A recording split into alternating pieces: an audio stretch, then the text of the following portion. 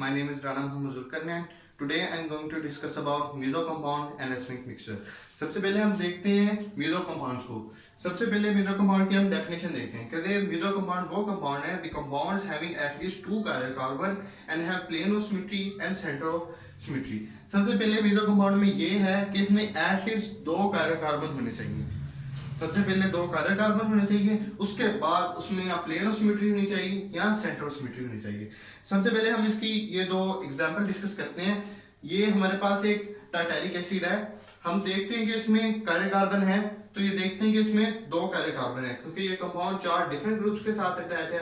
ये भी जो कार्बन है ये भी चार डिफरेंट ग्रुप्स के साथ अटैच है, तो इसलिए इसमें दो काइरल कार्बन है. तो हमारे पास पहली कंडीशन जो है वो फुलफिल होगी. उसके बाद इसमें दूसरी कंडीशन ये है कि इसमें या प्लेन ऑफ सिमेट्री होनी चाहिए या सेंटर ऑफ सिमेट्री होनी चाहिए. तो हम इसे इस प्लेन से काटेंगे तो देखेंगे कि ये दो इक्वल पार्ट्स में आइडेंटिकल पार्ट्स में डिवाइड हो गया. जब ये दो आइडेंटिकल पार्ट में डिवाइड हो गया तो इसका मतलब इसमें जो है वो प्लेन ऑफ सिमेट्री है. तो इसका मतलब ये जो हमारे पास कंपाउंड है ये मेसो कंपाउंड है. तो हमने देखा था कि अगर कोई भी कंपाउंड अगर हम उसे किसी प्लेन ऑफ सिमेट्री से काटें और वो दो आइडेंटिकल पार्ट में डिवाइड हो जाए तो इसका मतलब वो ऑप्टिकली इनएक्टिव होता है. तो इसका मतलब ये प्लेन पोलराइज्ड लाइट को रोटेट नहीं कर सकते, ये ऑप्टिकली इनएक्टिव होते हैं. तो मेसो कंपाउंड क्या होते हैं? मेसो कंपाउंड ऑप्टिकली इनएक्टिव होते हैं और इनमें तकरीबन एट लीस्ट जो है दो काइरल कार्बन होने चाहिए. दो काइरल कार्बन होने चाहिए और इनमें प्लेन ऑफ सिमेट्री भी होनी चाहिए और सेंटर ऑफ सिमेट्री भी होनी चाहिए. उसके बाद हम देखते हैं इसकी एक और एग्जांपल. ये भी टार्टेरिक एसिड है, तो इसमें भी हम देखते हैं इसमें भी दो काइरल कार्बन है. एक ए काइरल कार्बन है, एक ए काइरल कार्बन है. तो काइरल कार्बन तो हमारे पास होगी, पहली कंडीशन हमारे पास सेटिस्फाई हो गई. उसके बाद नेक्स्ट कंडीशन ये है कि इसमें यहाँ प्लेन ऑफ सिमेट्री होनी चाहिए या हमारे पास सेंटर ऑफ सिमेट्री होनी चाहिए. तो हम देखेंगे कि अगर हम इसे इस प्लेन से काटें तो ये दो इक्वल पार्ट्स में डिवाइड हो जाता है. तो इसका मतलब इसमें प्लेन ऑफ सिमेट्री है. तो हमारे पास दो कंडीशन फुलफिल हो गई जो कि मेसो कंपाउंड होने के लिए जरूरी है. यानी कि हमारे पास दो काइरल कार्बन भी हो गए और हमारे पास प्लेन ऑफ सिमेट्री भी है.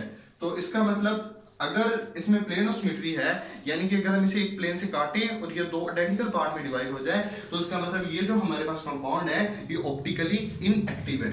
उसके बाद हम देखते हैं कि ए काइरल सेंटर, ये ए काइरल होते हैं. ए काइरल का क्या मतलब? इसकी जो नेट रोटेशन है वो जीरो होती है. तो हम बाद में डिस्कस करेंगे कि इसकी नेट रोटेशन जीरो कैसे होती है. उसके बाद हम बात करते हैं presence of more than one a chirals asymmetrical carbon.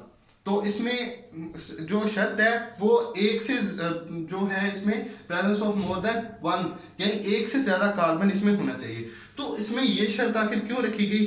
तो ये पता चलेगा हमें इंटरनल कंपनसेशन में. तो इसका ये होता है कि alpha is equal to zero due to internal compensation. कहते हैं अल्फा इसका जीरो होता है इंटरनल कंपनसेशन की वजह से. तो अब हमें ये पता चले ये इंटरनल कंपनसेशन होती क्या है. तो ये देखते हैं कि ये जो हमारे पास एक कंपाउंड है इसमें दो काइरल कार्बन है, तो लेकिन फिर भी ये ऑप्टिकली इनएक्टिव है. तो हम देखते हैं ये ऑप्टिकली इनएक्टिव क्यों है. क्योंकि ये जो हमारे पास ये हाफ जो कंपाउंड है इसकी जो रोटेशन है ये ऊपर वाले हाफ की रोटेशन से कैंसिल हो जाएगी. इसे हम कहते हैं इंटरनल कंपनसेशन. इसीलिए हमने कहा कि इसमें मोर देन वन कार्बन होना जरूरी होता है. जब एक से ज्यादा कार्बन होंगे तो फिर ही नीचे वाले की रोटेशन ऊपर वाले की रोटेशन से कैंसिल होगी. तो ये मॉलिक्यूल खुद ही आपस में इंटरनल कंपनसेट कर लेता है और अपनी नीचे वाली रोटेशन, फॉर एग्जांपल ये जो काइरल कार्बन है इसकी जो रोटेशन अगर क्लॉकवाइज होगी तो ये ऊपर वाला कार्बन है इसकी रोटेशन एंटी क्लॉकवाइज होगी. तो ये क्लॉकवाइज और एंटी क्लॉकवाइज दोनों रोटेशन कैंसिल हो जाएंगी जिसके नतीजे में ये नेट मॉलिक्यूल जो है कंपाउंड जो है वो ऑप्टिकली इनएक्टिव हो जाएगा.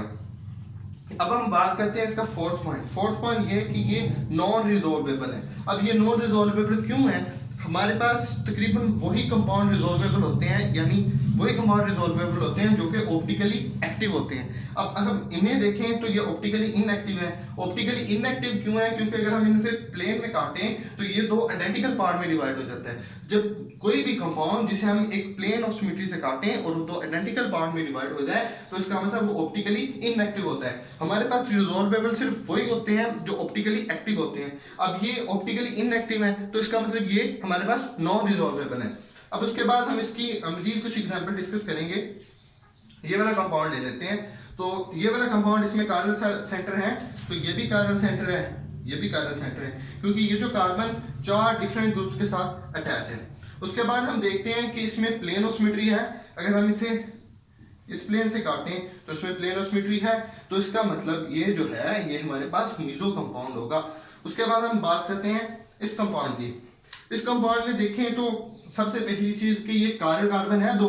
अगर हम इस रोटेशन से फॉलो करें तो इस कार्बन पे Cl और हाइड्रोजन दो डिफरेंट ग्रुप अटैच हैं, इस कार्बन पे भी Cl और हाइड्रोजन दो डिफरेंट ग्रुप अटैच है, लेकिन ये कार्बन नहीं है। ये कार्बन क्यों नहीं है? अगर हम वन की साइड पर फॉलो करें, अगर हम वन की साइड पर फॉलो करें तो हमारे पास क्लोरीन और हाइड्रोजन आता है। अगर हम ये टू की साइड पर फॉलो करें तो फिर भी हमारे पास क्लोरीन और हाइड्रोजन आता है।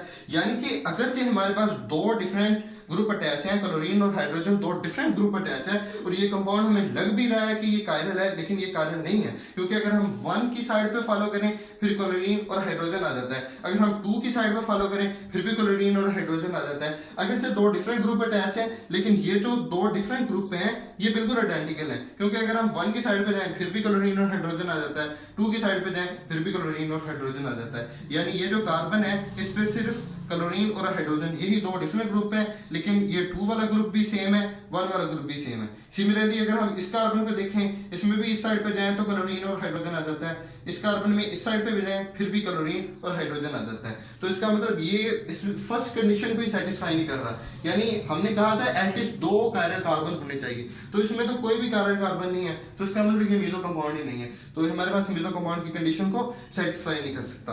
अब हम इसको देखते हैं, हमारे पास एक ये कायरल कार्बन है, एक ये कायरल कार्बन है, तो ये हमारे पास दो कायरल कार्बन है। अब हम देखेंगे कि इसमें प्लेन ऑफ सिमेट्री है, बिल्कुल प्लेन ऑफ सिमेट्री है। अगर हम इसे इस प्लेन से काटें तो ये दो आइडेंटिकल ग्रुप में डिवाइड हो जाएगा, और जो दो आइडेंटिकल ग्रुप में डिवाइड हो जाए तो इसका मतलब ये है कि ये ऑप्टिकली इनएक्टिव है। उसके बाद हम देखते हैं कि कायरल कार्बन है, बिल्कुल कायरल कार्बन है, ऑप्टिकली एक्टिव है, तो ऑप्टिकली एक्टिव नहीं है क्योंकि ये दो आइडेंटिकल पार्ट में डिवाइड हो रहा है। तो ये था हमारे पास मीजो कंपाउंड। तो मीजो कंपाउंड क्या होते हैं? मीजो कंपाउंड वो कंपाउंड होते हैं जिनमें एटलीस्ट दो कायरल कार्बन हो, वो दो कायरल कार्बन हो और उसमें प्लेन ऑफ सिमेट्री हो। यानी कि वो दो कायरल कार्बन को अगर हम प्लेन ऑफ सिमेट्री से काटें तो वो दो आइडेंटिकल पार्ट में डिवाइड हो जाए, और जब वो दो आइडेंटिकल पार्ट में डिवाइड हो जाते हैं तो इसका मतलब वो ऑप्टिकली इनएक्टिव होते हैं। और ऑप्टिकली इनएक्टिव यानी कि इनका अल्फा जो है वो जीरो हो जाता है। ऑप्टिकली इनएक्टिव जो चीजें होती हैं उनका अल्फा जो है वो जीरो हो जाता है, क्योंकि वो प्लेन पोलराइज्ड लाइट को रोटेट ही नहीं कर पाते, इसलिए उनका अल्फा जीरो हो जाता है। और उसके साथ साथ ये नॉन रिजॉल्वेबल भी होते हैं, यानी कि जो चीजें ऑप्टिकली एक्टिव होती हैं सिर्फ वही रिजॉल्वेबल होती हैं, जो ऑप्टिकली इनएक्टिव होती हैं वो नॉन रिजॉल्वेबल होती हैं। इनकी नेट रोटेशन जीरो हो जाती है, क्योंकि ये जो नीचे वाला कायरल कार्बन है ये ऊपर वाले कायरल कार्बन की रोटेशन को कैंसिल कर देता है। अगर नीचे वाले कायरल कार्बन की रोटेशन क्लॉकवाइज होगी तो ऊपर वाले कायरल कार्बन की रोटेशन जो है वो एंटी क्लॉकवाइज होगी। इसलिए इसमें एक से ज्यादा कार्बन की जरूरत होती है, क्योंकि अगर एक से ज्यादा कार्बन होंगे फिर ही नीचे वाले की रोटेशन ऊपर वाले की रोटेशन को कैंसिल करेगी। इसके बाद हम देखते हैं रेसमिक मिक्सचर। रेसमिक मिक्सचर क्या आते हैं? क्या इक्विमोलस मिक्सचर ऑफ DL एंड इनैंशोमर्स।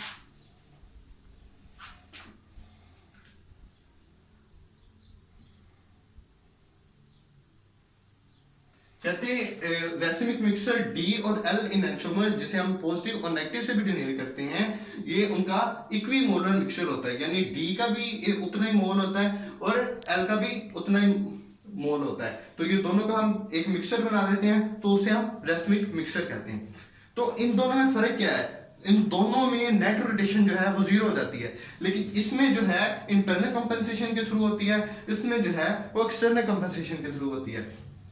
इसमें जो कंपाउंड है वो खुद ही आपस में कंपनसेट कर देता है और अपनी रोटेशन जो है वो जीरो कर देता है। मॉलिक्यूल इंटरनली खुद ही नीचे वाला जो है कार्बन ऊपर वाले कार्बन की रोटेशन को कंपनसेट कर देता है और अपनी नेट रोटेशन जीरो कर देता है। लेकिन इसमें जो है ये दो इनैंशोमर लेते हैं। हमने इनैंशोमर में देखा था कि एक अगर दो इनैंशोमर हैं, अगर एक की रोटेशन क्लॉकवाइज है तो दूसरी की रोटेशन एंटी क्लॉकवाइज होगी। यानी कि अगर डी और एल इनैंशोमर हैं, दो इनैंशोमर हैं, तो अगर एक की रोटेशन पॉजिटिव होगी तो दूसरे की नेगेटिव होगी। यानी कि अगर एक क्लॉकवाइज रोटेट करेगा तो दूसरा एंटी क्लॉकवाइज रोटेट करेगा।